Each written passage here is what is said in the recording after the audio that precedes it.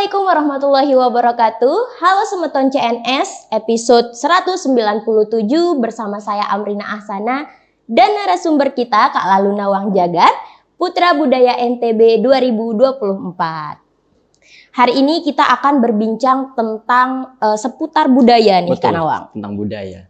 Betul sekali.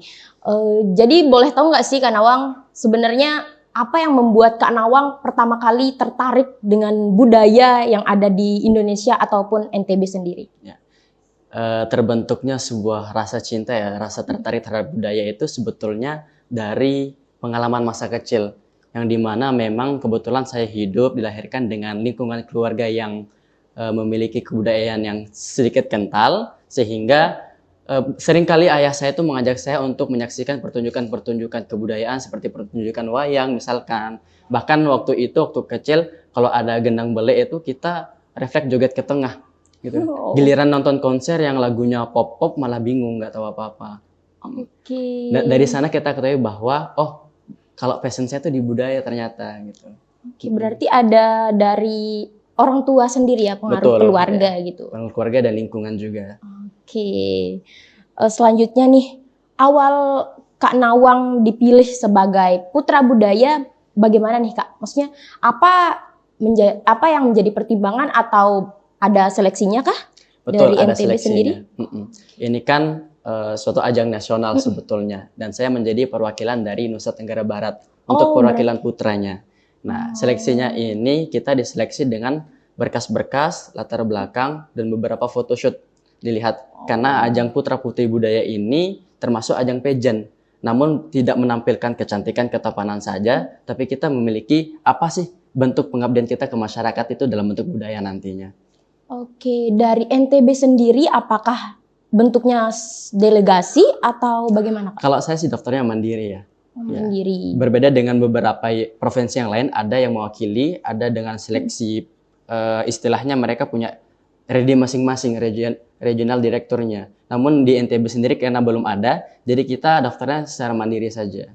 Oke, berarti ada berkas-berkas tentang pengalaman berbudaya begitu? Betul, nanti ada tahap deep interview-nya juga. Di deep interview itu kita dilihat sih seberapa jauh sih wawasan kita tentang budaya, seberapa ketertarikan kita sih tentang budaya, sehingga jawaban-jawaban kita di wawancara tahap seleksi itu menjadi pertimbangannya. Oke, berarti sudah banyak sekali pengalaman Kak Nawang turun langsung ke masyarakat ya? Sebetulnya nggak juga sih, cuman ada lah gitu ya. Yang penting ada, kita memiliki peran, kita memiliki kontribusi ke masyarakat tentang kebudayaan itu sendiri. Selama turun ke masyarakat nih Kak, apa pengalaman paling berkesan Kakak selama mengikuti kebudayaan-kebudayaan yang ada di masyarakat? Yang paling berkesan itu waktu saya turun meliput di Desa Adat Bayan sih. Saya melihat di Desa Adat Bayan itu memiliki tatanan pemerintah yang masih menggunakan pemerintahan adatnya. Jadi dia masih menggunakan terah, istilahnya bahwa seperti kerajaan gitu. Dia menarik pemimpin dari darah keturunannya. Bahkan kalau kita kumpul-kumpul dengan teman-teman, bahkan dengan guru pun kalau mau pergi, itu salamnya salam biasa kan ya. Salam biasa sudah. Tapi kalau di sana itu saya melihat sungguh menggunakan adat, mereka harus berhadapan dulu. Setelah berhadapan baru boleh salam baru boleh pergi. Kalau kita kan begini, salam udah pergi kan. Kalau mereka enggak, harus ada etika tertentunya. Ada adat yang mengatur. Tata caranya sangat-sangat diatur. Itu membuat saya terkesan di era yang globalisasi, digitalisasi, keadaan modern ini. Namun orang-orang tua bahkan anak-anak muda di sana tetap melestarikan ya, tetap mengaplikasikan, mengimplementasikan norma-norma adat mereka di sana. Keren sekali sih. Nah, setelah turun dari banyaknya budaya di Lombok ini sendiri, apa yang paling Anda banggakan? Maksudnya Kak Nawang banggakan dari budaya-budaya yang sangat-sangat banyak di Lombok ini. Kalau kita ditanya sih, apa yang paling dibanggakan itu kita tidak bisa sebut satu ya, karena banyak gitu. Namun salah satu budaya yang perlu kita banggakan itu adalah seni tarung presean. Gitu. Presean. Dimana betul, karena seni tarung presean ini kan menunjukkan bahwa petarung-petarung Sasak, masyarakat Sasak ini memiliki jiwa kesatria. Ya, dimana terlebih lagi di mana metode peperangan, sistem apa istilahnya, sistem bertanding present itu kita tidak ketahui lawan kita siapa, ya kan? Itu menunjukkan bahwa kita siap melawan orang siapapun tanpa kita ketahui betapa kuatnya orang yang kita lawan itu. Oke, berarti di Presian sendiri itu nggak udah disiapin gitu Iya, lawannya. udah disiapkan, namun tidak diberitahu kepada pemainnya. Oh, Jadi di sana pesannya bahwa petarung Presian itu harus siap dengan lawannya siapapun. Bahkan beberapa kali saya menonton Presian, seringkali orang yang kecil dipasangkan atau dilawankan dengan orang yang besar. Oh, baru tahu.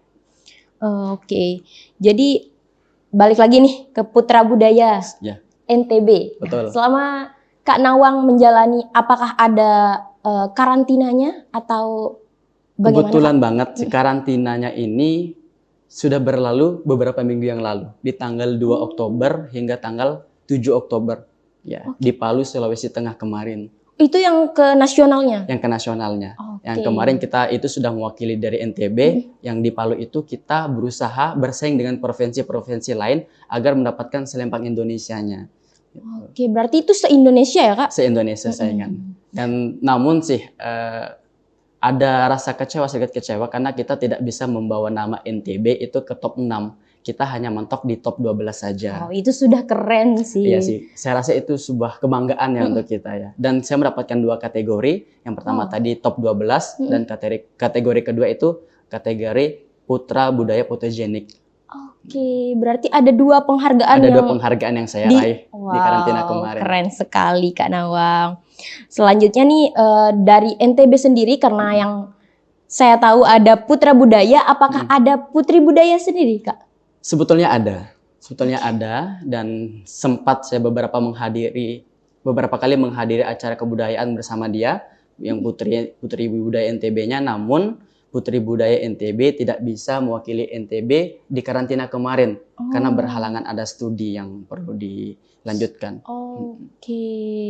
Saya kira selama ini hanya ada Putra Budaya begitu. Putra Putri Budaya, kan nama judul ajangnya Putra dan Putri Budaya Indonesia. Oh iya, jadi acara ini sendiri Kak diselenggarakan oleh swasta atau pemerintah? Iya, yang mengadakan itu yayasan Serasi Gantari Indonesia, dan didukung juga kemarin sudah ada audiensi dari Dirjen Kemdikbudnya langsung. Berarti ada peran pemerintah juga? Ada sebagai pendukung. Selanjutnya nih, di tengah zaman yang kian modern nih Kak, banyak sekali budaya-budaya yang kita temui yang makin tergerus oleh zaman. Nah, dari Putra Budaya sendiri bagaimana caranya, bagaimana tekniknya untuk mempertahankan budaya itu Kak? Untuk mempertahankan budaya di era digitalisasi ya, sebetulnya kalau kita mempertahankannya dengan cara mempraktikannya di dunia nyata saja, itu efektif, namun ada cara lain gitu. Kita bisa, ada salah satu putra budaya perwakilan dari Aceh kemarin, dia melestarikan budaya dengan membuat aplikasi. Nama aplikasinya Peduli Budaya. Jadi di dalam aplikasi itu kita bisa mencari informasi tentang budaya daerah yang kita ingin ketahui. Misalkan Mbak Amrina ingin mengetahui budaya tentang Merari gitu kan, awik-awiknya apa, prosesnya bagaimana, di aplikasi itu ada. Jadi caranya itu kita bisa mengkombinasi nih kebudayaan yang ada dengan era globalisasi. Bukan justru kita menolak. Kalau kita menolak itu bahkan kita yang tertinggal, kita yang tenggelam jadinya. Betul sekali.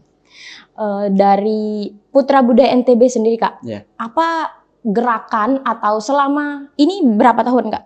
1 tahun? Baru menjabat beberapa bulan saja. Kemarin istilahnya di Palu kemarin, di karantina kemarin itu deklarasinya kita. Diklat gitu. Diklat kita resmi sebagai putra budayanya. Nah, berarti dari 2024 sekarang hingga 2025 itu masa pengabdiannya.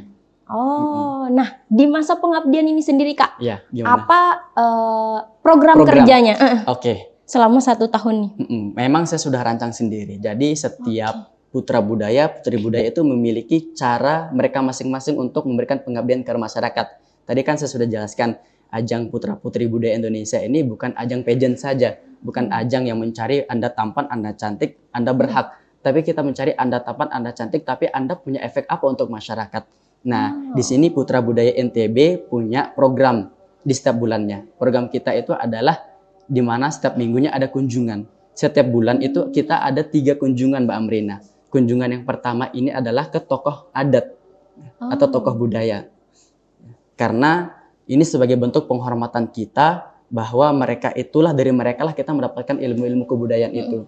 Betul. Dan yang kedua, ini kunjungan sekolah. Nah, ini yang perlu sebetulnya di mana kita mengadvokasi atau mengedukasi anak-anak sekolah tentang pentingnya budaya, warisan-warisan budaya yang ada. Karena sempat juga kemarin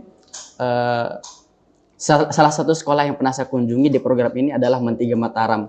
Nah, di sana saya mengadvokasi bahwa sapu itu telah resmi menjadi hak kekayaan intelektual masyarakat Sasak dan itu sudah diberikan sertifikat oleh Kementerian Hukum dan HAM-nya langsung. Dan yang ketiga ini kunjungannya itu ke sanggar. Atau ke ke wisata warisan budaya kayak Desa Sade atau Masjid Kuno Desa Adat Bayan seperti itu. Jadi setiap bulan ini ada 3 kunjungan, Mbak Amrina. Tadi tokoh adat, kunjungan sekolah, dan kunjungan sanggar atau wisata budaya. Itu setiap bulannya. Oke, nah setelah beberapa bulan mengabdi nih Kak sebagai Putra Budaya, sudah kemana saja nih? Ya, karena baru sebulan 2 bulan ya, kita baru 3 saja sih tadi. Yang pertama itu kita sudah ke Desa Adat Bayan dan di situ sudah kita meliputi 2 kunjungan. Kunjungan yang pertama kunjungan tokoh adat, terlebih lagi kemarin ketika saya kunjungan itu beruntungnya ada kedatangan dari tokoh-tokoh adat yang lainnya seperti tokoh adat Lombok Timur, ada juga dari MAS. Kalau Mbak Amrina tahu MAS itu apa? Masyarakat Adat Sasak itu sebuah lembaga yang menaungi keadatan adat yang ada di Sasak. Dan itu waktu itu kalau bukan nggak salah yang benar ya, itu waktu itu di upacara Maulid Adat Bayan. Jadi sempat berkunjung juga ke masjidnya. Nah, yang membuat saya terpukau juga di sana antusias masyarakat itu disaksikan langsung juga oleh pendatang-pendatang, bahkan turis-turis juga menyaksikan langsung gitu. Dan yang ketiga itu ke sekolah kemarin kita ke Mentiga Mataram menjadi sekolah pertama yang kita kunjungi untuk program itu karena kebetulan itu adalah sekolah alumni saya yang kemarin di Mentiga Mataram. Nah, untuk kedepannya mungkin nanti kita perlu evaluasi dulu, perlu pertimbangan dulu dan kita perlu perizinan dulu dari pihak-pihak yang akan kita kunjungi. Nah selama seleksi di Palu nih Kak, kita balik lagi ke Palu. Apa tantangan mungkin sebelum berangkat atau selama ada di sana nih Kak? Apa tantangan yang dihadapi Kak Nawang selama menjalani proses karantina di sana? Tantangannya sebetulnya tidak ada rasa tantangan yang berat ya. Walaupun lawannya berat, cuman kita merasa tidak ada saingan. Karena saya rasa di sana itu tidak ada saingan, justru menumbuh rasa persaudaraan. Gitu. Yang beratnya itu memang sih perwakilan-perwakilan provinsi lain itu dia memiliki pengalaman dari kedutaan-kedutaan. Ada yang mewakili, ada yang tahun lalunya pernah menjadi duta wisata, ada juga yang pernah menjadi runner up atau winner duta budaya Jawa Timur, duta budaya daerah istimewa Yogyakarta itu ada. Sehingga visual-visual mereka itu menunjukkan bahwa mereka pantas untuk posisi winner. Tapi itu tidak mematahkan anak NTB dong untuk mendapatkan posisi winner, walaupun nggak dapat ya sebetulnya. Dapat dong, dapat kan? Top 12 saja sih. Ya.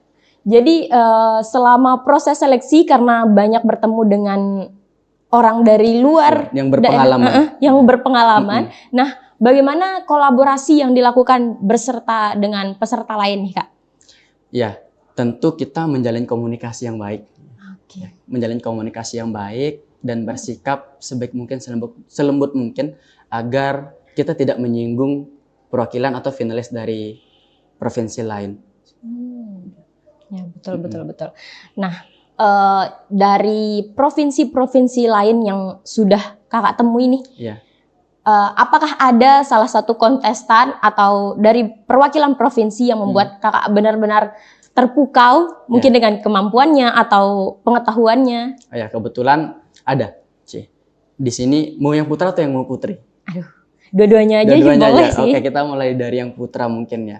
Kita mulai dari yang putra, itu ada namanya Kak Pasha. Kak Pasha itu dia meraih posisi runner up 2. Putra Budaya Indonesia runner-up 2. Dan dia perwakilan dari DKI Jakarta 4. Yang membuat saya terpukau adalah kepribadiannya yang selalu menolong finalis-finalis lain ketika membutuhkan pertolongan. Ya. Jadi kalau ajang lain mungkin melihat finalis lain kesusahan itu adalah keberuntungan untuk mereka, ya kan? Betul. Itu adalah Karena kesenangan. lagi kompetisi ya, ya. lagi kompetisi. Namun di sela-sela itu Kak Pasha ini menolong finalis-finalis lain. Dan salah satu yang ditolong oleh Kak Pasha itu saya. Gitu. Banyak sekali pertolongan yang diberikan seperti penampilan saya kala itu. Kalau mungkin tanpa bantuan Kak Pasha, penampilan saya di grand final malam itu tidak sebaik itu saya kira. Bahkan top 12 itu tidak bisa saya raih gitu tanpa bantuan Kak Pasha. Karena Kak Pasha juga membimbing saya bagaimana sih cara public speaking nantinya waktu grand final. Karena di grand final itu ada penilaian speech, penilaian pidato. Ya. Nah, pembimbingan Kak Pasha itu memberikan dampak yang cukup positif untuk kami. Dan yang untuk putrinya itu ada dari Jawa Timur, Putri Jawa Timur, dan kalau nggak salah dia meraih posisi runner-up 4 Putri Budaya Indonesia, namanya Kak Tasya. Ya. Berarti cewek semua nih? Yang mana? Yang Kak Tasya cewek? Ya, Kak Tasya cewek. Perwakilan Putri Budaya Indonesia dari Provinsi Jawa Timurnya. Ya. Yang membuat saya terpukau memang bawaan dirinya itu baik, lembut, anggun, dan presentasinya juga bagus. Di karantina kemarin kan ada presentasi. Jadi setiap finalis itu mempresentasikan kebudayaan daerahnya masing-masing. Nah, salah satu yang membuat saya terpukau itu Kak Pasha. Kak Pasha, maaf, Kak Tasya ya. Tasya. Hampir ya. Beda mirip ya? Ya, beda huruf depannya doang ya. Kak Betul, Tasya betul. ya. Maaf, Kak Tasya itu memberikan presentasi yang baik karena cara bicaranya juga ya mudah dipahami saya rasa. Oke. Nah, menjadi putra budaya nih Kak Ya. Nawang, apa yang Kak Nawang rasakan akan berdampak nih kepada Indonesia ke depannya? Karena kita tahu beberapa tahun terakhir ini banyak budaya yang hilang, tergerus zaman. Nah, sebagai adanya putra budaya sekarang nih, apa dampak yang bisa Indonesia rasakan? Iya, dampak yang bisa Indonesia rasakan. Sebenarnya Indonesia ini sedang mengalami tantangan ya. Tantangan bagaimana seharusnya Indonesia menjaga kebudayaan yang ada. Dan tantangannya ini kita sebutkan dua saja. Ya. Bagaimana mempertahankan budaya Indonesia agar tidak diambil oleh negara lain. Dan bagaimana Indonesia mempertahankan identitasnya agar budaya luar tidak datang atau tidak mempengaruhi budaya di Indonesia. Itu tantangan kita. Nah, dengan adanya putra-putri budaya ini, ada program advokasi, yaitu pembelaan budaya-budaya. Nah, seperti tadi dengan apa? Dengan pengabdian ke masyarakat. Dan setiap tahunnya, putra-putri budaya Indonesia itu menerbitkan buku. Kalau tahun kemarin, putra-putri budaya Indonesia 2023 itu menerbitkan buku, isinya itu tentang makanan-makanan khas daerah masing-masing. Ya.